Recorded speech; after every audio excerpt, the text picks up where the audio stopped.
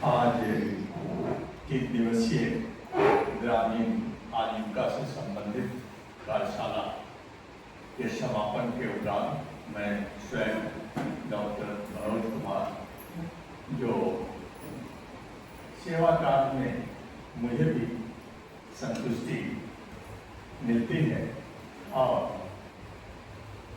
आदरणीय प्रदीप घोष सर के कीर्ति के बारे में हमें सधैर्य सिद्धार्थ त्रिपाठी सर से कुछ दिन पूर्व ही जानकारी मिली थी और उसी समय से मैं उत्सुक था इस कार्यशाला में मैं भी शामिल होकर अपने को धन्य समझूंगा। और मुझे उसी दिन से मेरे समझ में बात आ गई थी कि जब श्रद्धेय सिद्धार्थ त्रिपाठी सर के द्वारा एक्सपर्ट के रूप में बुलाए जा रहे हैं तो जरूर ही तपे तपाए सिद्ध पुरुष होंगे। और आदरणीय प्रदीप घोष सर के साथ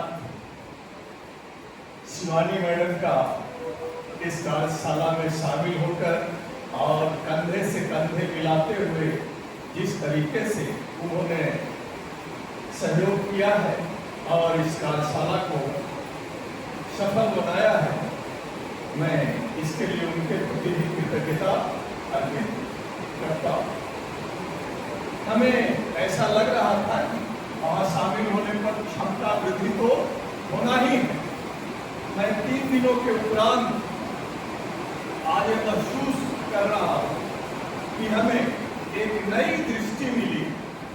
हमारा आत्मबल कहें, मनोबल कहें, काफी बढ़ा है और जो हमारे गांव में आजीविका के से संबंधित जो समस्याएं हैं जिसके कारण पलायन हो रहे हैं उसका निवारण क्या है, आज 3 दिनों के कार्यशाला के बाद मैं समझता हूँ हम सबों के यह सवाल हम सबों ने सुलझा लिया। और सर के द्वारा जो कहा गया था कि हमारी समस्याओं का जो कारण अभाव नहीं है बल्कि हमारा स्वभाव है और हमारे पास इतने तरह के कौशल हैं। इससे सर के द्वारा मैडम के द्वारा रूबरू करा करके हमारी आंखें खोल दी गई। कोई भी कारोबार या आजीविका के प्रकल्प खड़ा करने के लिए हमें कहीं से कोई न बाहरी मदद की आवश्यकता है। हमारे पास कच्चे माल के रूप में प्राकृतिक और अन्य संसाधन प्रचुर मात्रा में उसकी उपलब्धता है। हमारे पास श्रम शक्ति की भी कमी नहीं है। साथ ही हमारे पास हुनर और कौशल के साथ ही बाजार की भी कमी नहीं है। ये नई दृष्टि और सोच हमें मिली है।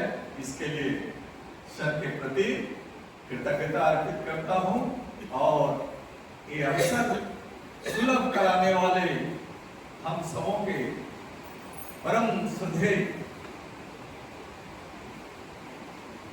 सिद्धार्थ त्रिपाठी सर को हृदय से मेरे रोम पुलकित हो रहे हैं, मेरे आंख में आंसू भर आ रहे हैं। कितने चिंतन करते हैं सर और उसी का एक आज प्रतिफल है कि हम ऐसे दिव्य कार्यक्रम में शामिल हो सके हैं। यह अवसर सामान्य नहीं है।